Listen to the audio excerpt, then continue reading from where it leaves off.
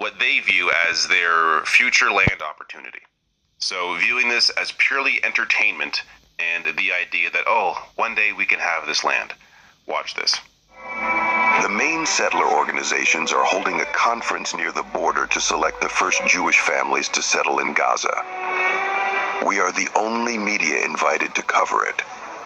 ברגע שאני שומע את אותם הפצצות בעזה, אני מרגיש שהעם שלי חזק. משמידים את הרע בעולם. As we hear Israeli bombs falling on Gaza, they already discuss how much land each family will take, and the destiny of the people of Gaza, the exile. מותר לגרש אותו ומותר להשתלט עליו, זה שלנו והשם רוצה אותנו מתיישבים שם. למקום אפשר לגדל את הילדים, דרך אגב בסוף בהתחלה לא יהיה צפוף שם, כל אחד יהיה לו דונם, יהיה מאוד מרווח, לפחות דונם. לא, משנה מה אנחנו רוצים, אבל זה לא מספיק. לא אחד ולא שתיים ולא שלוש. כל אחד מפה. אז מי זה טוב? זה אומר שנותנים לו לישון בשקט. אתה לא תישון בשקט. אני לא אתן לך לתכנן את עזה. אז היא שלנו.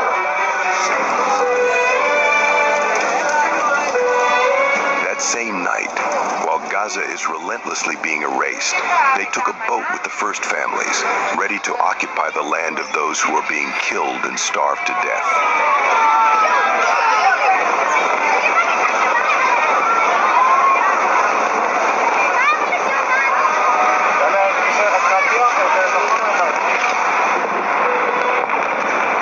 המטרה של גרעיני ההתיישבות להתקרב ככל האפשר לעזה, לראות את עזה כולה ולהבין שמעתה והלאה עזה תהיה כולה יהודית.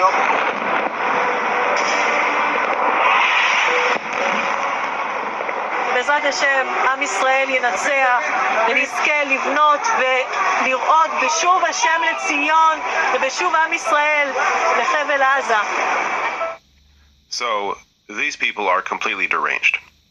Now, that woman you saw at the end there is this woman here. She is a member of the Israeli parliament, the Knesset, and is more of an extremist member. That said, there are many within the Knesset that view things exactly as she does, and they are aligned with Benjamin Netanyahu, which continues to help people understand why Benjamin Netanyahu, putting aside, what his own personal views may be, which I'm sure are also extreme, but his power is held up by people like this. So the reason I'm showing you this image here of this lawmaker is because it is part of this larger story where she was this recently, in August last month, defending the soldiers who were caught on camera committing extreme abuse of prisoners. So this stuff, again, I'm not even sure what I can say on YouTube, but it was very clear the kind of abuse that these prisoners were being subjected to. And she was out there defending these soldiers doing this. Now, wasn't the only one. As I said, she is not on an island here.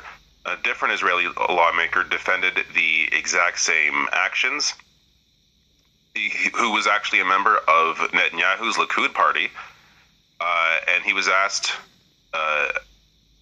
as he defended the alleged abuse, whether it was legitimate to do what happened.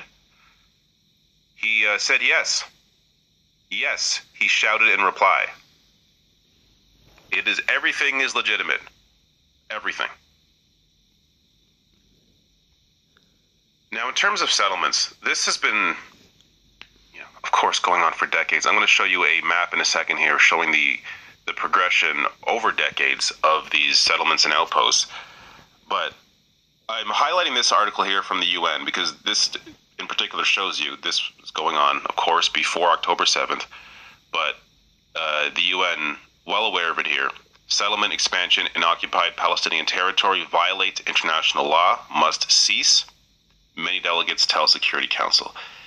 The reason why there has not been any real action here is because the U.S. has veto power. The U.S. and other Israeli allies, like the UK, like Canada, stand up for Israel despite the clear violation of international law. And Amnesty International has a great breakdown here. So the Fourth Geneva Convention states since the late 60s, Israeli so as well, of course, the UK. The blatant You go to the point. violation